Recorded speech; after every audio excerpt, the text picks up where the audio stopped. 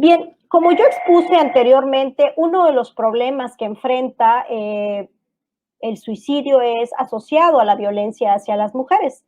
Y precisamente es importante revisar hoy en tiempos de confinamiento, en tiempos de COVID-19, ya qué ha pasado con la violencia hacia las mujeres.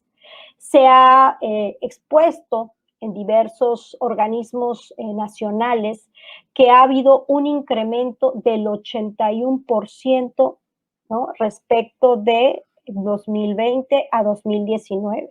La Red Nacional de Refugios, que es un organismo que aglutina a diferentes organizaciones feministas que buscan la equidad de género, los derechos humanos de las mujeres, han expresado que el aumento de las llamadas por violencia hacia las mujeres se ha incrementado y se han atendido 14.599 mujeres, niñas y niños entre marzo y junio del 2020. Es decir, en pleno confinamiento, en el momento mucho más crítico que hemos estado enfrentando, se incrementaron las llamadas de auxilio de las mujeres. Y esto tiene que ver con esta sociedad patriarcal, con esta inequidad, con los roles de género, porque al estar expuestos o estar en la familia, pues esto nos ha llevado a reconfigurar los roles y los hombres, mujeres, tienen que tener nuevos roles y implementar nuevas acciones. La sobrecarga que ha tenido la mujer en esta jornada que hemos vivido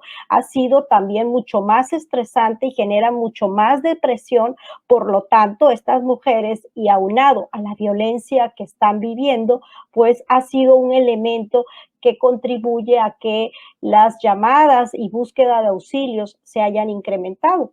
Este organismo también ha expresado que han tratado de canalizar a un número muy importante de mujeres, aproximadamente 21,000 mujeres han sido canalizadas a refugios para protección de su seguridad y las de sus hijos. En esta gráfica podemos ver precisamente cómo algunas llamadas se han estado presentando de entre enero, febrero, marzo y abril, y comparándolas con 2018, 2019 y 2020.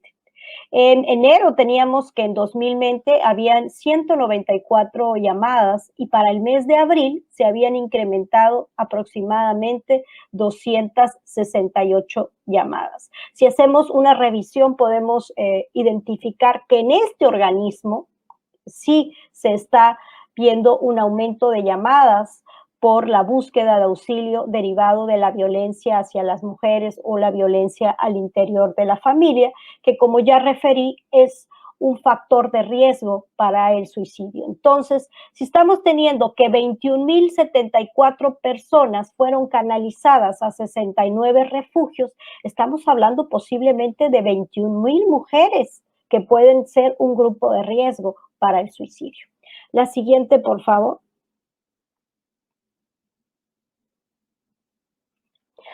Ahora, si ese es el contexto en el que previo a COVID y hoy con COVID estamos, ¿qué pasa con la distribución de los especialistas en salud mental? Porque una de las sugerencias es canalizar a las personas que tienen algún trastorno mental, que tienen algún problema emocional, pero enfrentamos un reto y una barrera muy importante en nuestro país, y es que la distribución de los especialistas en salud mental se concentra particularmente en 3 entidades federativas.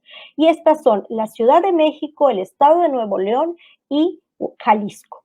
Es en estas 3 entidades donde se concentra un porcentaje muy elevado de los especialistas en psiquiatría en nuestro país.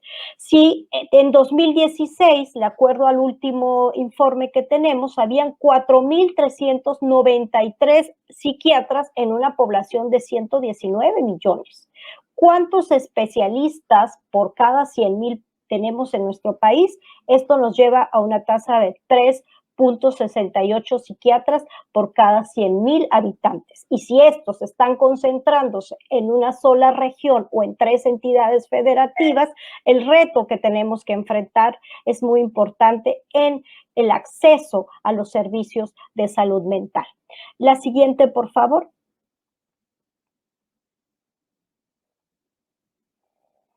Bien, ¿cómo enfrentar este problema de suicidio, COVID en estos momentos tan críticos donde muchas personas no pueden acceder a los servicios de salud mental por el temor de, pues, adquirir o contaminarse del virus, porque los servicios de salud están siendo reconfigurados y reorientados para dar la atención a las personas que están infectadas por COVID?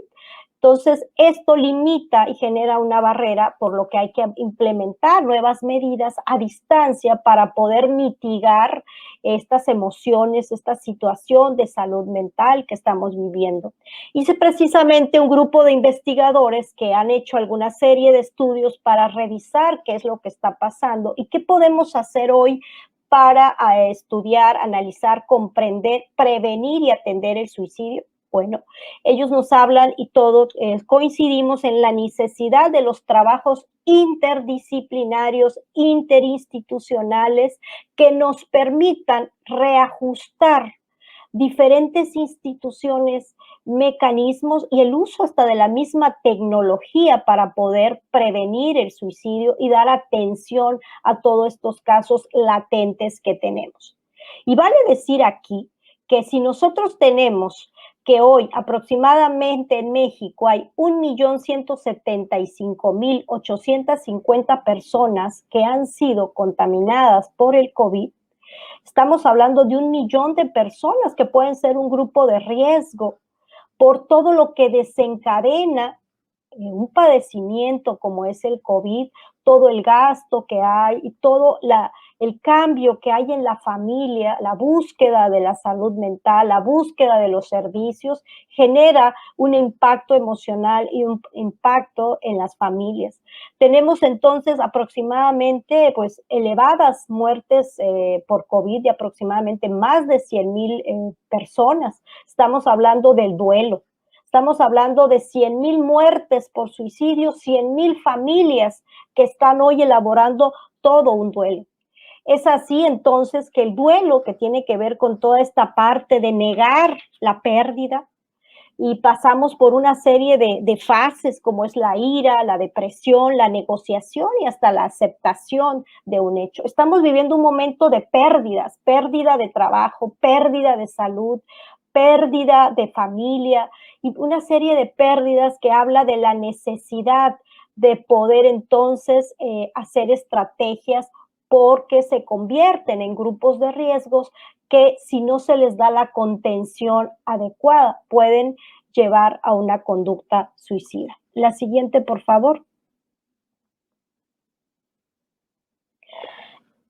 Si bien hemos revisado cómo están distribuidos los especialistas de la salud en nuestro país, es importante también señalar que dentro de los últimos 18 años, es decir, del año 2000 al año 2018, que hemos tenido 3 periodos de gobierno, revisamos y nos dimos a la tarea de ver qué programación, qué líneas estratégicas, objetivos se han realizado en la prevención del suicidio en nuestro país. Y pues desafortunadamente encontramos ciertas ausencias de líneas de intervención y de trabajo. Del año 2000 a 2006, lo que hemos nosotros encontrado es que se tendieron las primeras líneas en cuanto a salud mental. Es decir, se empieza a programar y a pensar en nuestro país la importancia de la salud mental y es cuando se conforma el Consejo Nacional de Salud Mental, el Consejo Nacional de las Adicciones. Se sientan las primeras bases de la atención en salud mental. De 2006 a 2012, pues encontramos un vacío muy grande en cuanto a salud mental. De 2012 a 2018, ¿qué encontramos? ¿Qué se ha hecho desde el terreno de las políticas públicas, de la intervención y de las acciones que el Estado tiene que implementar ante un problema? Pues encontramos, es en el 2018 cuando, a través de la Secretaría de Salud, se construye la primera guía para identificar la conducta suicida en las zonas, zonas de urgencia. Es el primer protocolo que existe en nuestro país. Otro también de los puntos que encontramos en 2012, 2018 es que ya se empieza a vislumbrar una primera línea que tiene que ver precisamente con la prevención del suicidio. Son los primeros eslabones que podemos identificar en la prevención del suicidio. Sin embargo, existen muchos vacíos de política pública, de estrategias, de protocolos y de acciones. Y la realidad nos está hablando de que es urgente tomar dentro del diseño y programación de políticas públicas una estrategia nacional de prevención del suicidio. La siguiente, por favor. La siguiente, por favor.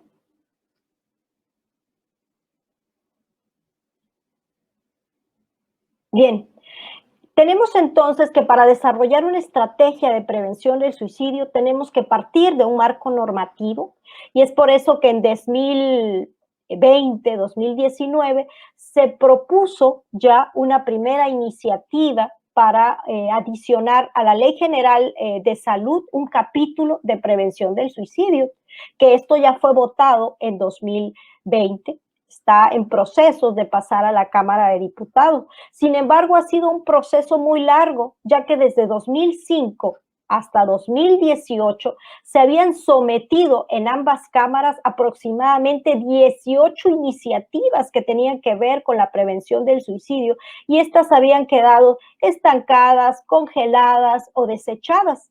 Y pues esto nos habla de que ha habido una necesidad de generar pues una serie de marcos legislativos y normativos que nos hablen de la prevención del suicidio.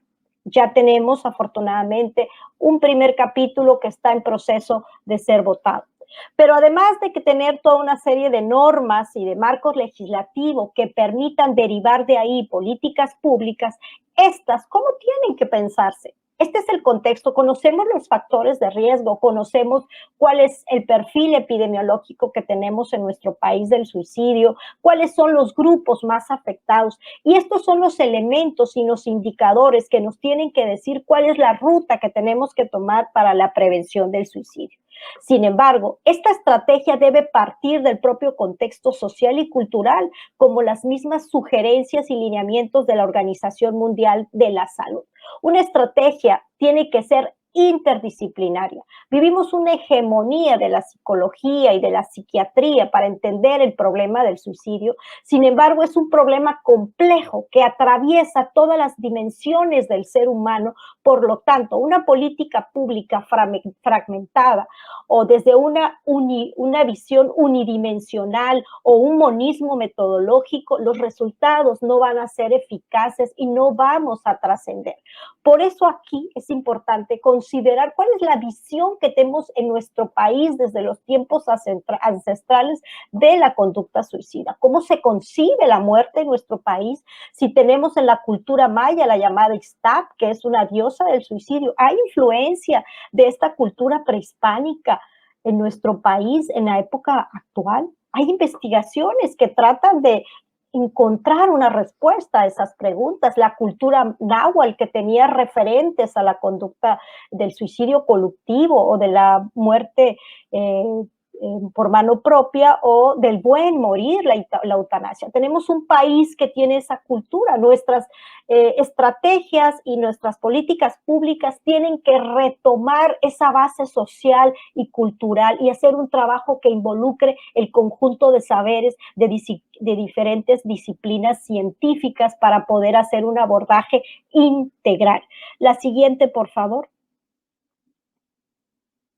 ¿Y esto qué nos lleva? A hablar que el sufrimiento mental expresa la desigualdad, la pobreza, la marginalidad.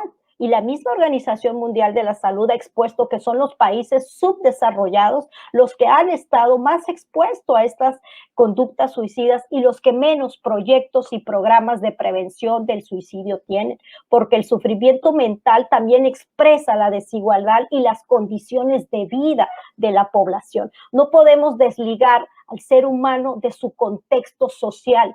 Es colectivo y además es un fenómeno individual el suicidio. Por lo tanto, una estrategia debe considerar todos los niveles macro, meso, micro, y tiene que pensarse desde un enfoque interdisciplinario, interinstitucional y que involucre diferentes actores para una respuesta a un problema tan complejo como es el suicidio. La siguiente, por favor. Y bueno, esto nos habla precisamente que comprender la cosmovisión y los fenómenos sociales que hay detrás del suicidio nos puede llevar a medidas eficaces. Detrás del suicidio encontramos que subregistros y muchos están asociados por el estigma. La gente no quiere hablar del suicidio porque piensa que es algo negativo. Tenemos que hablar del suicidio. Hablar del suicidio desde una forma responsable, orientada, nos puede llevar a la prevención del suicidio. Tenemos también la distribución y los enfoques de género en la conducta suicida. El sufrimiento de hombres y de mujeres está condicionado por su etnia, por su condición social, por su estructura en la posición, por el espacio, el territorio, las identidades, una zona urbana, una zona rural. Todo esto va cambiando la configuración. La religión juega un rol importante y para esto tenemos que entender la búsqueda y la necesidad de construir evidencia científica. Si tenemos ya un perfil epidemiológico, factores de riesgo, la evidencia científica nos va a ayudar a dar mucho más elementos para construir una estrategia de política pública nacional. La siguiente, por favor. Y bien, ¿qué implica esto?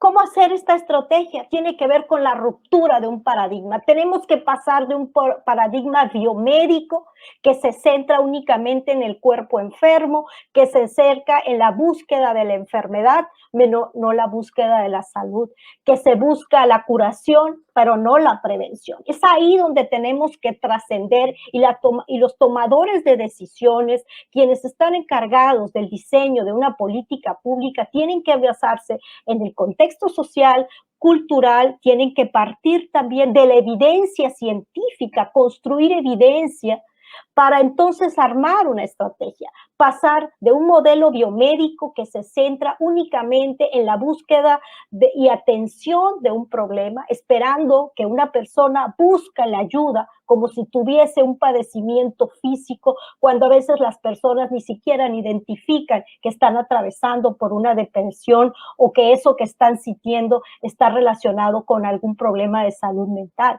Tenemos que ver la salud mental como algo que tenemos todos que atenderlo, no es algo negativo, no es algo que nos genere ciertos problemas sociales. Sí, hay una serie de exclusión, de estigma, pero tenemos que trascender a través de la promoción de la salud mental, a través de la promoción de los factores de riesgo y los factores de protección que existe en torno al suicidio. Tenemos que trascender entonces un paradigma para ver el problema del suicidio como un problema de política social, de justicia social y de derechos humanos para alcanzar un bienestar social y para alcanzar un desarrollo humano. Una sociedad que tiene una población con un bienestar subjetivo, con un bienestar material, por lo tanto tendrá mejor desarrollo humano y entonces tendremos una sociedad mucho más productiva. Tenemos que invertir en salud mental. La siguiente, por favor. Y bueno, esto nos lleva al análisis de política pública. Si hacemos una revisión, ¿dónde está México en el diseño de una política pública de prevención del suicidio? Pues está en la definición del problema. No hemos trascendido y no hemos llegado a las otras fases, como es el diseño, la ejecución y mucho menos la evaluación de la política pública.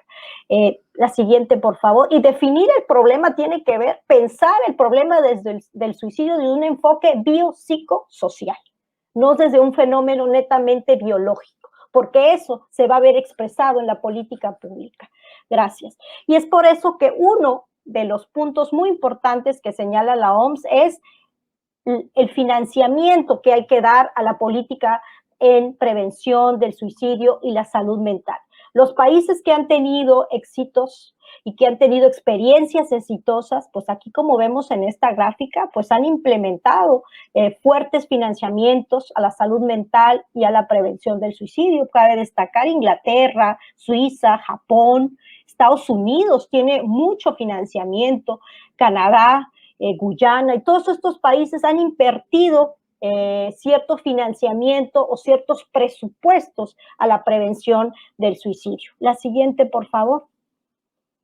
Bueno, cabe importar también que no solo centramos una prevención del suicidio en la prevención indicada en las personas que ya presentan un riesgo de suicidio o que ya tienen intentos de suicidio. Tenemos que empezar desde la población en general.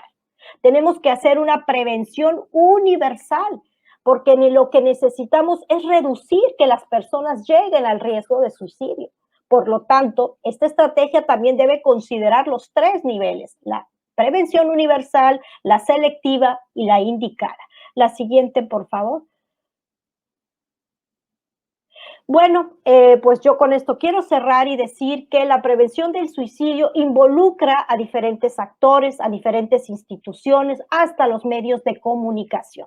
Los medios de comunicación juegan un papel muy importante en la difusión de las medidas y el manejo adecuado de la prevención del suicidio. La ruptura con un paradigma biomédico para pasar a un enfoque biopsicosocial y un enfoque interdisciplinario son algunas de las medidas con las que tenemos que empezar a pensar el suicidio como un problema de política social para pasar entonces a la ejecución de estas acciones para tener un bienestar emocional y un mejor desarrollo humano en nuestro país. Muchísimas gracias. Está rica en información, tiene un conjunto de elementos que merecen ser reflexionados, revisados, verlos con calma. Yo aprovecharía, antes de darle la palabra a nuestro amigo Francisco Calzada, para decirles que sí, bien, vamos a pasar del diseño a la acción. La Universidad Nacional Autónoma de México ya está en la acción, y por eso quiero destacar que hay un programa de atención psicológica de la Facultad de Psicología, que lo hacen a distancia por parte de la UNAM, y que están resolviendo muchos casos o apoyando muchos casos de esta naturaleza. Es una orientación autorizada. El teléfono es el 55 50 25 08 55. Lo repito, 55 50 25 08 55. Y para ello, lo que nos dijo Beatriz de pasar del diseño a la acción con esta visión integral y con financiamiento, es por eso que invitamos a nuestro amigo el doctor Francisco Calzada, quien tiene también la característica de haber sido coordinador del posgrado de la UNAM de Trabajo Social, y él como coordinador ha tenido una interrelación con los jóvenes, con las trabajadoras sociales, con instituciones, y tiene una visión complementaria que puede resultar de gran interés, y así lo juzgo yo, puesto que es una voz autorizada para hablar de ello. Así es que, Francisco, si fueras tan gentil de hacer un comentario sobre el trabajo que nos ha presentado. Bueno, muchísimas gracias, Manuel.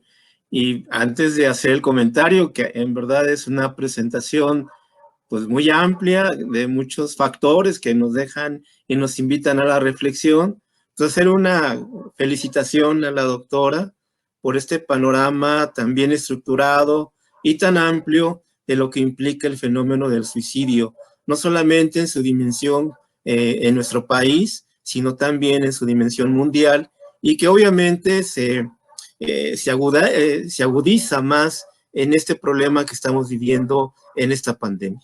De tal forma que daré solamente tomé algunas notas de esta presentación pues tan amplia y repito, tan muy bien estructurada, que nos invita a la reflexión. El estudio del suicidio es muy significativo para quienes nos encontramos en la disciplina de lo social, ya que el abordaje de este fenómeno, como lo demostró este gran clásico de la sociología, Emilio Durkheim, a fines del siglo XIX, brinda una explicación genuinamente sociológica de por qué las personas se suicidan. Y con cierto éxito mostró que la sociología tiene un objeto de estudio propio en esta y otras investigaciones sustantivas, que hay una manera y metodología para estudiar los fenómenos sociales, y consideraba que se debe comprender que la tasa de suicidios depende más del tipo de sociedad en el que se producen que de las circunstancias psicológicas de los individuos particulares que finalmente optan por quitarse la vida. Y en esta presentación que nos brinda la doctora Ángela, es un claro ejemplo de cómo se vinculan los factores del contexto social en un problema que lamentablemente cada día va creciendo más. Y así nos lo demuestran las estadísticas que nos presentó en un inicio. Al grado que la Organización Mundial de la Salud ya clasificó el suicidio como un problema de salud pública en el año de 2003. En el caso de México, como bien lo cita, se observa que de acuerdo con los datos de 2018, se tienen registrados más de 6,000 casos de suicidio y que en América Latina hay una aproximada de 65,000 casos y que en un cálculo la tasa de suicidios puede ir entre 8 o 14 personas por cada 100,000 habitantes. Datos relevantes que dimensionan el problema del suicidio. Hay estudios también que indican que por cada persona que han hecho un acto suicida, hay de 20 a 40 personas que lo están intentando y la gran mayoría de las personas que se suicidan ya habían hecho algún intento previo. También se tiene que agregar a esta dimensión que hay algunos estudios que indican que por cada suicidio efectivo hay 200 personas que lo están pensando y en la población de adolescentes obedece a cerca de 2,000 que lo piensan. De tal forma que podemos arriesgarnos a señalar que con estos datos van a morir más personas por suicidio que los que hasta ahora y el número que se tiene registrado han muerto por COVID. Desafortunadamente, y como lo señalan en la presentación, el 46% de las defunciones en México por suicidio se dan en el grupo de población de 30 a 59 años, es decir, en una edad productiva, motivo por el cual el impacto que se genera es mayor. Y no se diga en este dato tan revelador que nos da la doctora Ángela, de que como la incidencia hoy se encuentra también y que nos genera una alerta en la población adolescente. Cada día el suicidio va abarcando en edades más tempranas y un grupo vulnerable y de alto riesgo son los adolescentes. Es muy importante comprender que entre los factores de riesgo como la depresión, el aislamiento, el bullying, el racismo, la homofobia, la discriminación, el estigma, entre otros, también matan. Y la complejidad en las causas del suicidio implica todo un reto en su análisis, ya que no necesariamente se encuentra asociado a factores de pobreza económica, como pudiera pensarse, y que en países de gran desarrollo como Japón, Inglaterra, Estados Unidos, Holanda, entre otros, presentan grandes tasas de suicidio. El dato que nos aporta la doctora de que en Japón han muerto más personas por suicidio que por COVID es muy revelador. Lo más grave de la situación es que en esta crisis sanitaria por el COVID, el panorama es muy desolador. El encierro, el estrés y la crisis económica que ha generado la pandemia por COVID-19 podía incrementar hasta en 20% los suicidios en México. Y la población más vulnerable y en riesgo es la más joven. Se ha mencionado que en tan solo 6 meses se registraron más del 60% de los casos registrados en todo el año de 2019 por suicidio. La pandemia de la enfermedad del coronavirus está teniendo un gran impacto en todos los aspectos de la sociedad. El confinamiento está generando graves consecuencias que se desencadena en la depresión, la ansiedad y la violencia familiar. En el caso nuestro, hemos aplicado una escala para identificar la ideación suicida, el pensamiento suicida en jóvenes universitarios y encontramos datos que en verdad, así como nos los explica la doctora, pues son un foco rojo.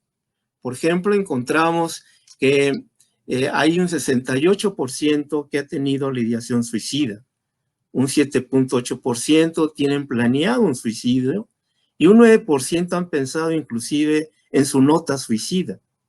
1.7% inclusive están en trámite de su propio testamento y un 15% han manifestado haber atentado contra su vida en otro periodo. Es decir, han tenido varios intentos suicidas. Y esto, por supuesto, que nos llama la atención, pero más que eso, nos implica todo un reto y nos está comprometiendo a cómo atender este problema tan grave del suicidio, que en ocasiones se oculta, que en ocasiones no se dimensiona y parece invisibilizado, pero que en la medida en que uno lo revisa y que tiene que ver con esa ideación suicida. La mejor forma de prevenir esto tiene que ver con la identificación de la ideación suicida, como bien lo señaló la doctora. Pero ¿qué se hace con esto? ¿Qué tenemos que hacer en esta visión multidisciplinar, interdisciplinar, rompiendo con ese paradigma de que el suicidio tiene que ver solamente con una causa biológica?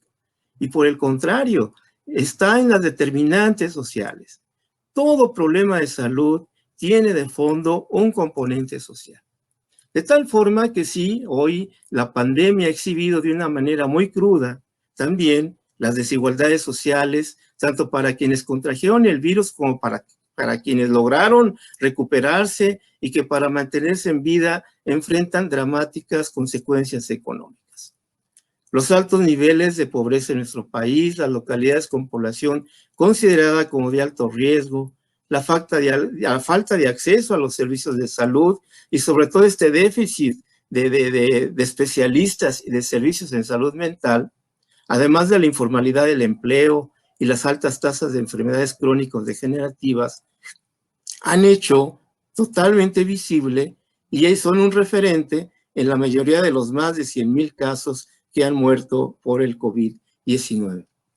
Y al respecto surgió un interrogante: ¿cómo articular estrategias que tienen como referente un contexto de miedo, un contexto de dolor, de muertes, de un desempleo agravado, de crisis en la atención hospitalaria, de ruptura con los modelos presenciales tradicionales de la educación y la enseñanza, el incremento de la violencia familiar por el confinamiento, pero sobre todo, y lo que más nos preocupa desde nuestra práctica del trabajo social, el no poder como antes trabajar en cercanía con la otredad y por el mal llamado distanciamiento social que al paso del tiempo lo que está generando es un abandono social.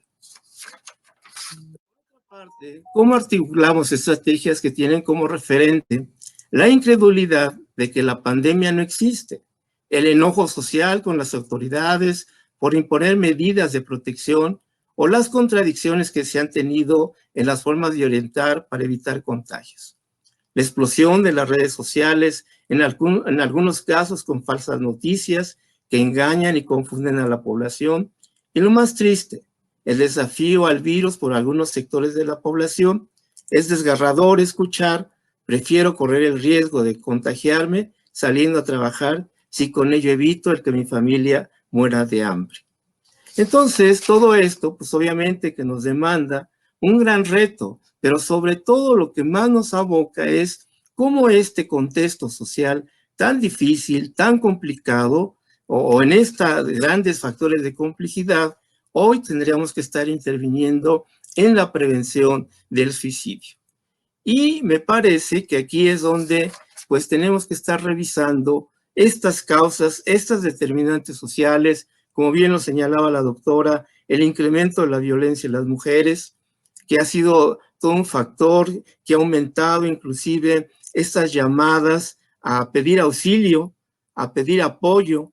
Nosotros en nuestra escuela tenemos ahí también un programa que tiene que ver con Háblame, simplemente con esa sencilla labor de escuchar a las personas ante esa necesidad que tienen de poder ser escuchadas.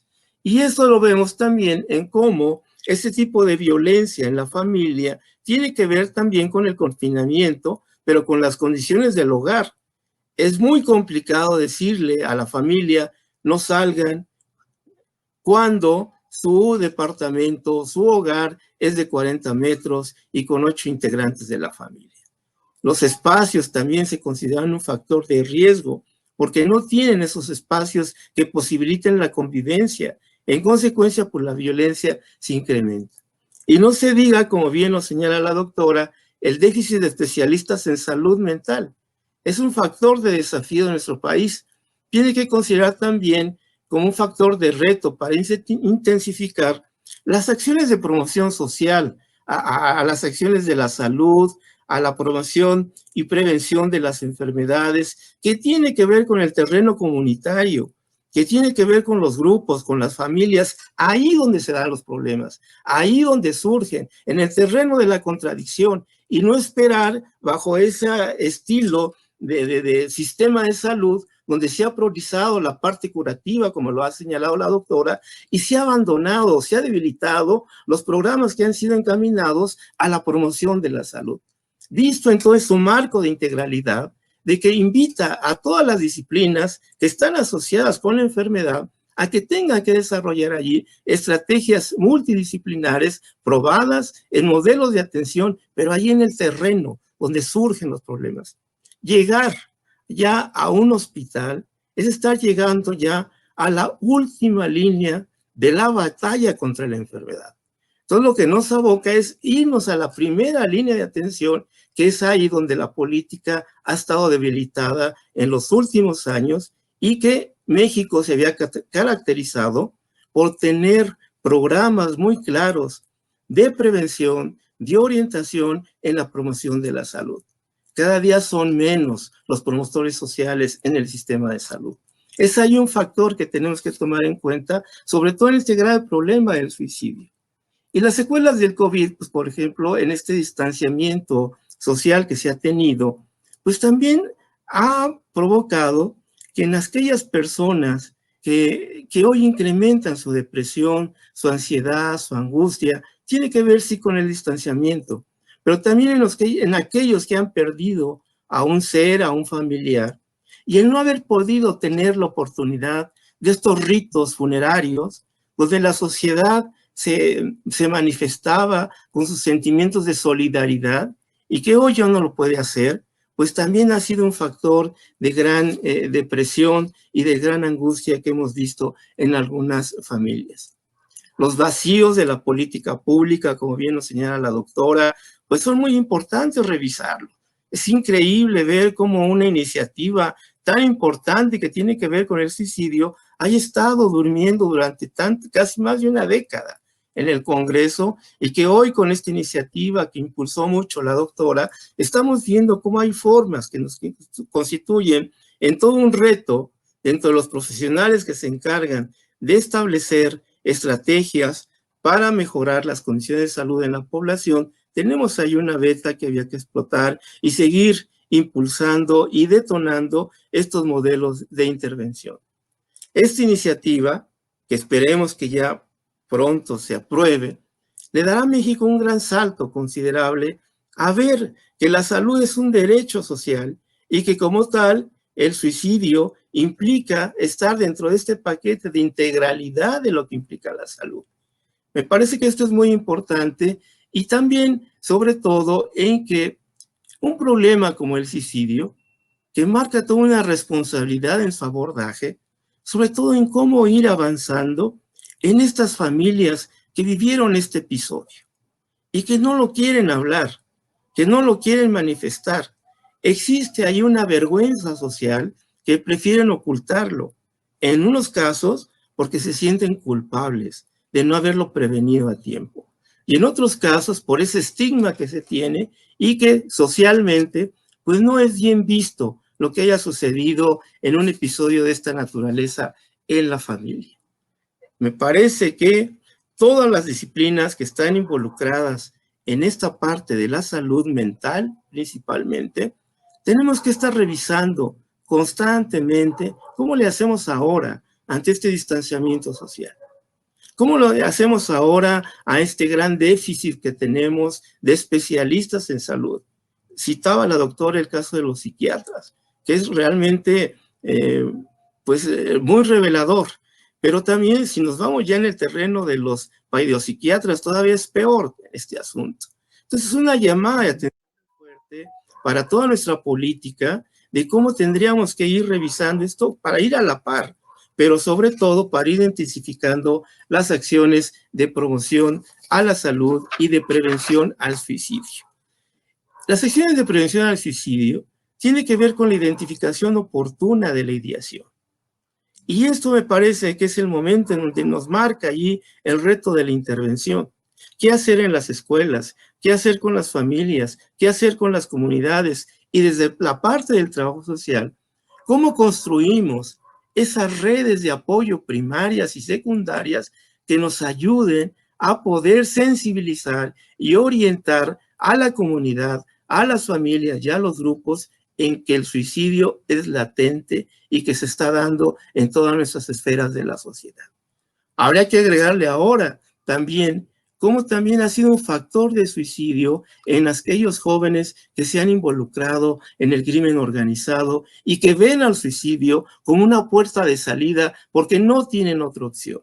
Entonces, este estudio de lo que es el suicidio es amplio, es complejo, pero sobre todo implica un desafío a la ciencia misma de cómo realizar metodologías que nos ayuden de una manera más exitosa a prevenir.